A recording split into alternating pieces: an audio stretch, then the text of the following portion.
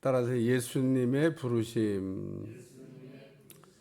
예수님께서 갈릴리 해변을 다니시다가 예수님의 중요한 네 제자, 네 명의 제자를 부르시는 내용에 관한 말씀입니다. 베드로와 안드레는 형제입니다. 야고보와 요한도 형제입니다. 오늘 근데 이렇게 예수님의 제자가 된 12제자 가운데 베드로와 그 안드레, 야고보와 요한, 이 형제예요. 이야, 얼마나 좋을까. 형제가 다 그냥 그 예수님의 제자가 됐으니까.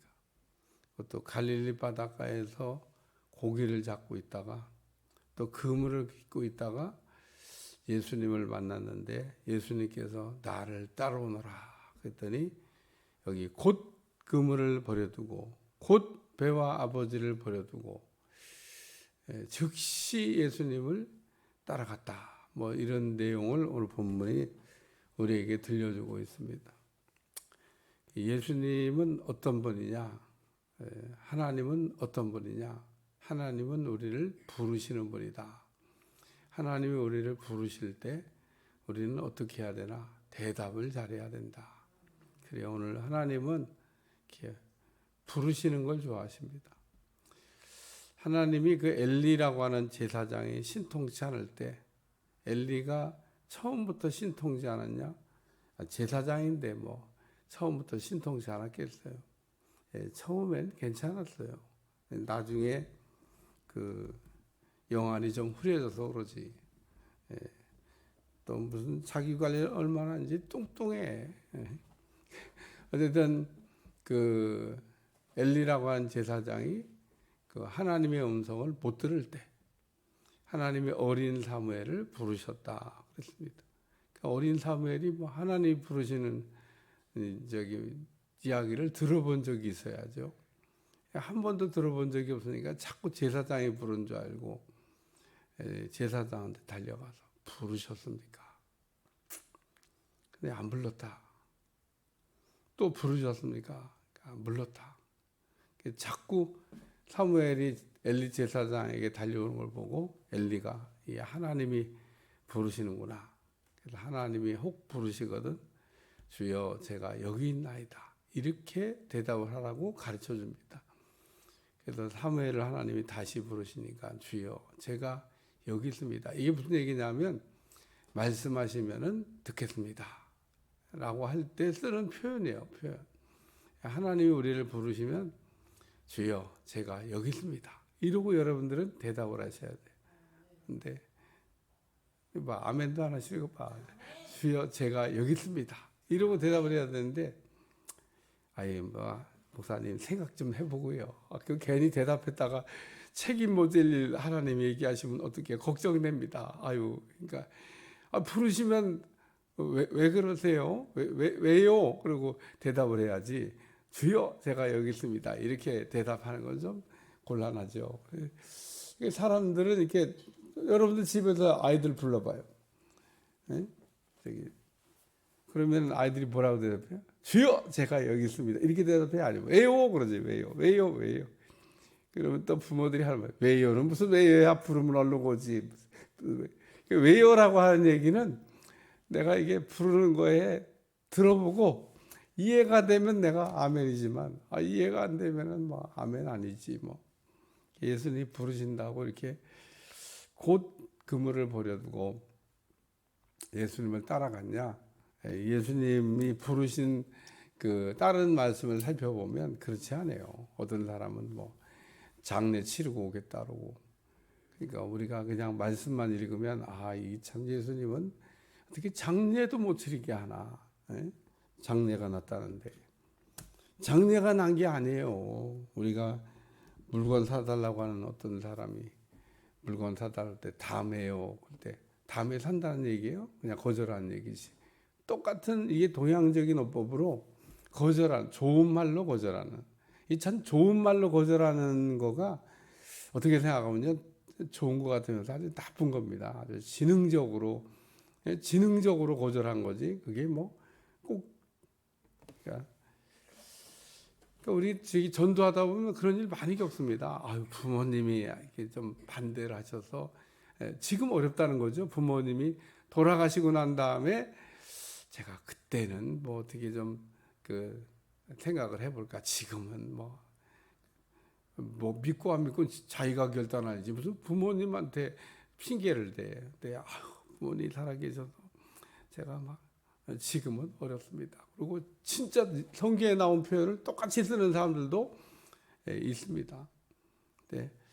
하나님이 우리를 부르실 때 하나님이 우리에게 바라시는 것은 오늘 여기 곧 그물을 버려두고 곧 배와 아버지를 버려두고 것처럼 하나님이 우리를 부르시면 하나님이 우리에게 바라시는 것은 아멘이다 라고 하는 겁니다. 그리고 부르실 때 아멘 잘 하시기를 축원합니다. 그래야 하나님이 다음 얘기를 하시지.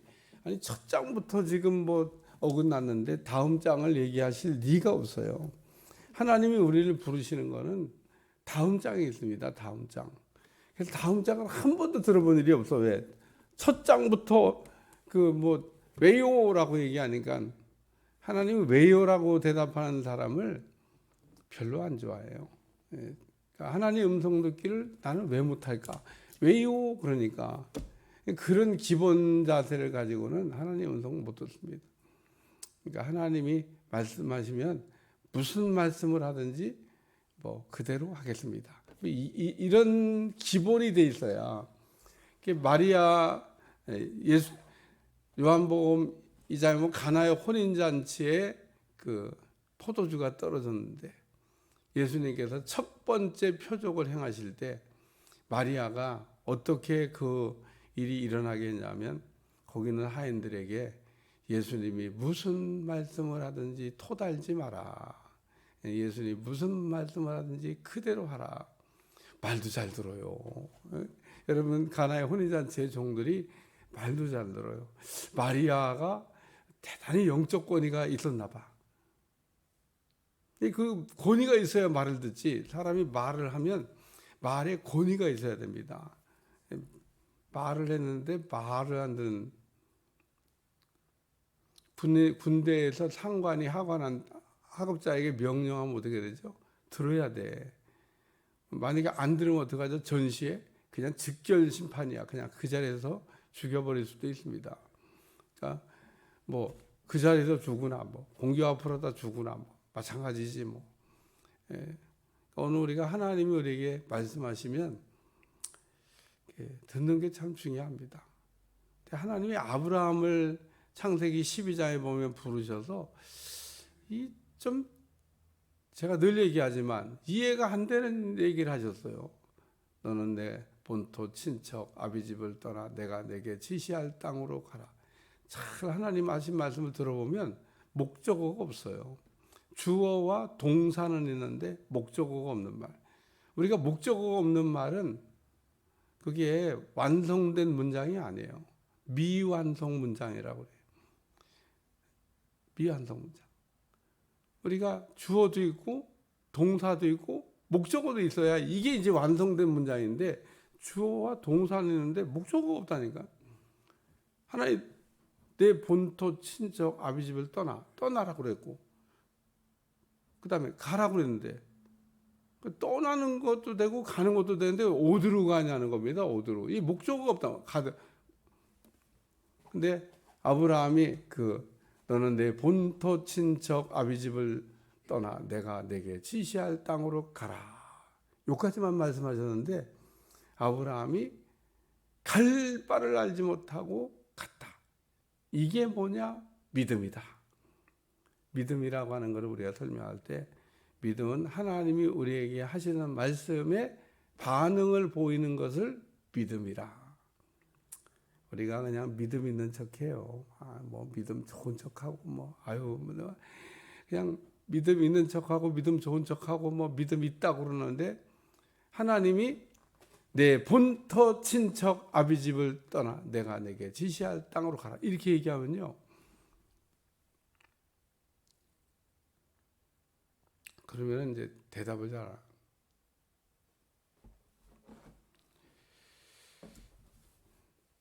여기 보면 그 처음에 베드로를 부르실 때 그 베드로와 안드레를 부르실 때 나를 따라오너라.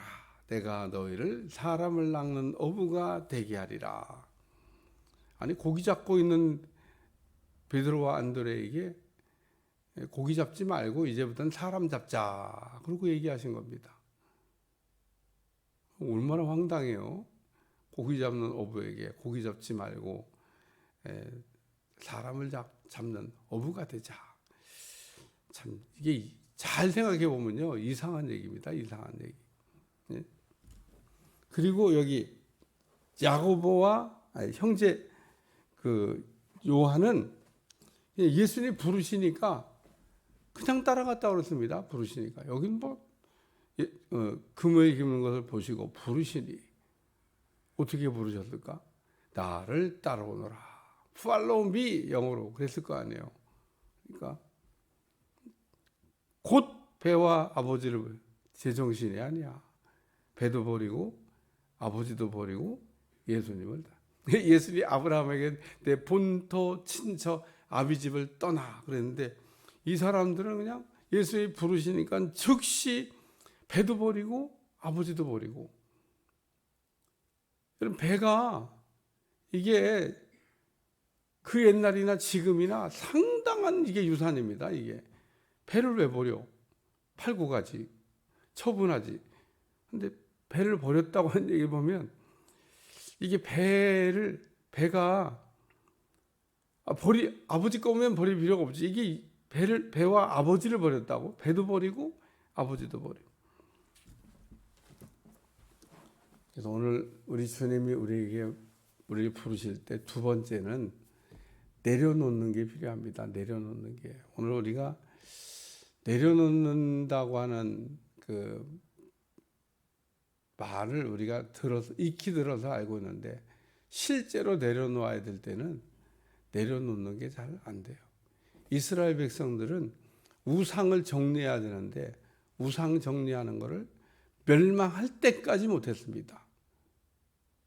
북이스라엘은 남쪽 베델과 북쪽 단에다가 금송아지 우상을 만들어 놓고 그 우상 숭배를 여로보암이 하도록 지시를 했는데 말도 잘 들어요. 하나님이 싫어한다고 하는 말은 안 듣고 왕이 하는 얘기는 어쩜 그렇게 여러분 생각을 한번 해보셔야 돼요. 왜 말을 잘 들었을까? 이스라엘 백성들이 왜 하나님만 섬겨야 되는데 우상을 만들어 놓고 우상을 섬기라고 하는데 왜 우상 섬기는 일을 포기하지 않고 그 일을 멸망할 때까지 계속했을까? 그러니까 아수르에 의해 가지고 멸망당하고 이 아수르라고 하는 민족은 아주 이 강대국 중에서도 잔인하고 아주 그냥 악질적인 나라입니다. 악질적인. 바벨론하고도 또 틀려요. 여러분 바벨론이라고 하는 나라에 비하면 이 아수르는 이게 인간도 아니야. 여러분 아수르, 바벨론, 메데파사 이런 강대국, 로마 이런 나라들이 나오는데 그 강대국들 가운데 제일 잔인하고 제일 악독한 나라가 어디냐? 그게 아수르입니다. 아수르. 그러니까 하나님이 얼마나 북이스라엘이 가증스럽고 못되고 멸망할 때까지 우상 숭배하는 일을 정리 안 하니까 아주 그 나타났던 강대국 중에서도 제일 질이 나쁜 강대국을 들어가지고 멸망시켜 버렸습니다. 고다의 남쪽 유다는 북쪽보다는 조금 나아요. 조금. 왜냐하면 제정신 차린 왕들이 그래도 뜸은 있었어요. 왕들 가운데 100% 북이스라엘처럼 우상 숭배하다가 망한 건 아니고 남쪽에 있는 왕들은 좀 북쪽에 있는 왕하고 비슷한 왕도 가끔 나타났지만 그래도 제정신 차린 왕들이 종종 있었습니다. 선한 왕, 하나님 보시기에 선한 히스기야, 아사, 다윗 이런 그냥 대충 그 남쪽 왕들 가운데는 훌륭한 왕들이 있었다는 겁니다. 그래서 멸망도 늦추셨고 그 아수르보다는 좀 나은 바벨론에 의해서 그래도 하나님이 남쪽 유다도 정신 못 차리니까 그래도 남쪽 유다는 멸망하면서 남은 자라고 남겨두셨습니다. 싹 다 없애버리지 않냐고 남겨두셔서 남겨두신 그 부르토기가 다시 회복이 돼서 돌아오는 게 그게 이제 남유다가 세워진 배경입니다. 그러니까 오늘 우리 주님이 내려놓으라 그럴 때 내려놔야 되는데 오늘 우리가 내려놓으라고 할 때 내려놓는 게 안 돼. 그러니까 여기 베드로와 안드레는 그물을 내려놨고 또 안드레와 야고보와 요한은 배와 부친을 내려놨고 이거 왜 내려놨냐면 이게 정리가 안 되면 신앙의 출발이 안 되는 겁니다. 그래서 오늘 나중에 이 얘기를 제자들이 또 물어봐요. 예수님께 뭐라고 하면 우리가 다 버리고 주를 쫓았는데 그러면 우리가 받아 누릴 축복은 뭡니까? 그리고 예수님께 분명하게 물어보니까 예수님이 분명하게 대답하십니다. 너희같이 다 버리고 나를 쫓은 자는 이 땅에서도 복을 받고 죽고 난 다음에도 복을 받지 못할 자가 없느니라. 그러니까 무슨 천국 가서 복 받는다는 얘기가 아닙니다. 오늘 우리가 예수를 잘 믿으면 천국 가서 우리가 뭐 천국 생활하는 건 뭐 당연하지. 근데 이 땅에서 죽겠는데 지금 이 땅에서 행복하지 않는데 오늘 우리는 이 땅에서 그러므로 행복하지 않으면 죽고 난 다음에 행복이 있을까 제가 보장 못합니다. 그러니까 이 땅에서 복을 못 받았는데 죽고 난 다음에 무슨 복? 글쎄요, 내가 보장 못합니다. 중요한 거는 우리가 이 땅에서 예수님 잘 믿으면 땅에서도 잘 되고 하늘에서도 잘 되고 잘 된다고 하는 개념도 조금 달라요. 예? 오늘 우리의 복은 맨날 돈만 가지고 계산하는데 어찌 복이 돈만 갖고 계산이 됩니까? 예? 예를 들면 수가성 여인이 목이 말랐어요. 돈이 없었을까? 뭐 예를 들면 아닙니다. 수가성 여인이 목마른 건 돈 문제가 아니었습니다. 돈 많은 남자도 만나봤고요. 뭐 공부 많이 한 남자도 만나봤고 세상 권세 있는 남자도 만나봤고 뭐 별별 남자 다 만나봤는데 이게 다 별거 아니야. 계속 목말라. 목이 마르다고 목이. 여러분이 목이 마르다고 하는 갈증이 얼마나 그게 우리를 괴롭히는지 모릅니다. 그게 불행이에요. 여러분 목이 마른 게 그게 불행입니다. 목 마른 게 해결된 거 그게 행복입니다. 깨달아지시길 주여 축원합니다. 그러니까 오늘 우리 인생에 우리 주님께서 목이 마르지 않게 한다. 이물을 먹는 자마다 다시 목말. 깨달아지시길 바랍니다. 이물을 먹는 자마다 다시 목말. 내가 주는 물을 먹는 자는 영원히 목마르지 않는다. 오늘 우리는 그래서 기쁨이 있어야 돼요. 내가 주는 기쁨은 세상에 주는 기쁨하고 다르다 그러잖아요. 너희는 항상 기뻐하라 쉬지 말고 기도하라 범사에 감사하라 이런 그리스도에서 너희를 향하신 하나님의 뜻이니라. 하나님 우리에게 바라시는 거 기쁨이 있는 겁니다. 하나님 우리에게 바라는 거 사귐이 있는 겁니다. 하나님 우리에게 바라시는 거 감사가 있는 겁니다. 오늘 이 예수님이 제자들을 부르셨는데 제자들이 이렇게 내려놨습니다. 내려놓고 그리고 세 번째 말씀은 따르니라 라는 말씀이에요. 오늘 우리 주님이 부르실 때 대답 못하고 내려놓을 때 내려놓지 못하고 따르라고 그러는데 아니 우리가 부르심에 대답도 잘하고 내려놓는 것까지 됐는데 그 다음 마지막에 따라가는 걸 못하는 사람이 있습니다. 이게 따라가야 제자가 되는 거예요. 따라간다는 얘기는 우리가 다른 말로 표현하면 이 따라간다는 표현이 뭐냐면 예수님을 본받겠다고 하는 겁니다. 예수님을 따른다는 얘기는 단순히 예수님을 따라간다는 뜻이 아니라 내가 예수님 같이 되겠다고 하는데 따라가는 거예요. 초등학교의 선생님들이 막 글씨를 또박또박하게 쓰는 걸 사대 나올 때 배우고 또박또박하게 씁니다. 왜냐하면 그거 보고 따라 우리가 어떤 사람 보면 글씨가 그냥 개발세발 그냥 막 이렇게 막 글씨가 막 그런 분 있잖아요. 근데 그 선생님 막 그렇게 썼어 봐. 그러면 아이들이 저렇게 쓰는 건가? 선생님들이 아주 토박토박 정자로. 그래서 초등학교 선생님 아는 선생님들은 글씨 쓰기도 배운, 그게 기본이에요. 그러니까 여기 따라갔다는 얘기는 예수님을 본받겠다. 예수님이 3년 반 동안 이제 제자들을 훈련시키는 내용이 이 마태복음에는 아주 자세하게 나옵니다. 제가 마태복음을 연구하면서 예수님이 제자 훈련을 어떻게 시키셨는지 그 매뉴얼이 나와 있는 곳이 마태복음이다. 이 마태복음에는 예수님이 제자들을 부르신 다음에 그 다음에 이제 가르쳤을 거 아니에요. 쫙 가르친, 이렇게 우리 주님이 제자 훈련을 하셨구나라는 내용을 아주 자세하게 정리해 놓은 사람 마태. 이 마태복음은 이게 그래서 연구해 보면 참 신기하다. 어떻게 이렇게. 그래서 제자 훈련을 시키는 방법을 알려면 마태복음만 잘 읽어보면 돼요. 예수님이 제자들에게. 근데 여기 따르니라는 말씀 중에 매일 따라가면서 배우지를 못한 사람이 있어. 그게 누구냐? 그게 가룟 유다입니다. 따라가긴 따라가는데 뭐 맨날 뭐가 이렇게 원망 불평이 많은지 못 배운 겁니다. 못 배운 거. 예수님과 같이 있으면 저절로 배워줘야 되는데 부부가 같이 오래 살면요 얼굴이 똑같습니다. 그거 신기해요. 닮으라고 닮은 게 아니에요. 그냥 저절로 닮은 거예요. 그것만 닮은 게 아닙니다. 다른 모든 것도 잘 봐요. 서로 바꿔 옷 바꿔 입듯이 서로 바꿨습니다. 남편이 아내 되고 아내가 남편 되고 그러니까 이제 결혼할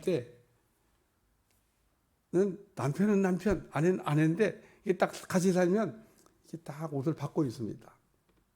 그래서 아내가 남편 되고 남편이 아내 되고 좋은 것만 배우시기를 축원합니다. 아닌 것 같아도 남편이 아내 되고 아내가 남편 된 거예요.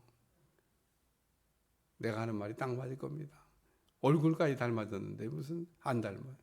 근데 가룟 유다는 안 닮았습니다. 내가 늘 안 닮은 것도 기적이다 이놈은.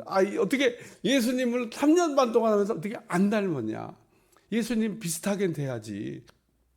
안 닮은 그 인간이 하나 있는데 그게 가룟 유다입니다. 따라다니면서 안 닮은 것도 기적이에요. 안 닮았다는 얘기는 맨날 내 생각은 막 요런 생각을 하고 있는 사람은 안 닮습니다. 예수님 보라고 얘기하면 내 생각은 이런데 또 내 생각은 그걸 버려야 되는데 맨날 내 생각 때 내 감정 내 뜻 이런 것만 하고 있으면 그런 사람은 안 바뀌어요. 바뀔 게 없지 자기 거 갖고 살겠다는데. 오늘 여기 따르니라 라는 말씀인데 이 따른다는 얘기는 단순히 따라간다는 얘기가 아니라 예수님을 본받는 걸 얘기하는 겁니다. 그게 제자예요. 제자라고 하는 거는 예수님처럼 되는 게 그게 제자입니다. 예수님처럼 되라고 부르신 거예요. 그러면 거기에 행복이 있습니다. 오늘 우리가 예수님처럼 생각하고 예수님처럼 느끼고 예수님처럼 행동하면 그러면 제자가 되는 겁니다. 근데 3년 반 동안 했는데 예수님처럼 생각도 못해. 맨날 못된 생각만 해. 예수님 팔아먹을 생각이나 하고. 어떻게 예수님 팔아먹을 생각을 하냐. 그 생각을 맨날 하고 있었던 겁니다. 그러니까 마귀가 팔아봐 충동질한 거죠. 그게 어느 날 마귀가 그런 생각을 넣어서 예수님 팔아먹은 게 아닙니다. 가룟 유다의 생각 속에는 언제나 그런 생각만 가득 차 있었어요. 그러니까 그게 결국은 저질러진 겁니다. 생각 바꾸세요. 생각의 변화가 오늘 우리에게 중요합니다. 예수님을 따라간다는 얘기는 예수님처럼 생각하고 예수님처럼 느끼고 예수님은 가슴 아파하는데 어떻게 나는 이렇게 멀쩡하냐는 겁니다. 차별금지법 우리 주님이 정말 가슴 아파하는 일입니다. 어쩌다가 한국이 저렇게 가냐. 미쳐도 제대로 미쳐야지. 그래서 한국에 있는 목회자들이 다 일어났어요. 그러면 한국에 있는 목회자들이 다 마음이 하나가 됐을까? 아닙니다. 아닌 인간들이 있습니다. 나가진 못해서도 마음은 동참하고 있는 사람, 이거 같이 간 건데 아닌 사람이 분명히 있습니다. 그런 목회자들이 있고요. 우리 지방에도 있습니다. 특별 문집을 해야 된다고 외치는 정신 나간 목회자들이 있어요. 있다니까요. 제가 참 같이 이렇게 같은 집안에서 일을 하는 게 창피한데, 아주 그 사람들은 뭐 당당해요. 막 뭐 소수를 막 뭐 고난 받는 사람, 무슨 고난이고 무슨 소수고 제정신 안 차리는 거죠. 그러니까 목사가 정신 안 차리는 사람도 상당수가 있습니다. 상당수. 그러니 뭐 성도들은 말할 게 없지 뭐. 예? 우리 주님이 그런 거 보면요 가슴 아파합니다. 막 그게 막 나도 마음이 아파야 되는데 안 아파. 예? 주님의 마음이 없는 거죠. 주님의 이 감성이 없는 거예요. 그래서 여기 따르니라라는 말씀은 예수님처럼 이제 되겠다. 생각의 변화가 일어나시고 감정의 변화가 일어나시고 또 의지의 변화가 일어나시길 바랍니다. 그게 따라가는 거예요. 생각 안 바꿔요. 죽어도 안 바꾸겠다나 뭐. 그럼 뭐 제자 안 되는 거지 뭐. 여러분 생각을 안 바꾸면 제자가 안 되는 겁니다. 못게 안 따라가는 겁니다. 따라가면 예수님처럼 생각을 해야지. 따라간다면 내 감정이 무슨 내 감정이야. 따라간다면 주님이 하고 싶은 일을 해야 되는 겁니다. 주님이 뭘 하고 싶어 할까? 주님이라면 어떻게 하셨을까? 여러분 주님이라면 어떻게 하셨을까? 이 생각을 해봐야 돼요. 이때 이 순간에 주님이라면 어떻게 하셨을까? 차별금지법을 찬동했을까? 주님이? 안 하신다니까요. 안 하신다는 거. 그걸 분별을 못 합니까? 그냥 가만히 생각하면 다 아는 건데.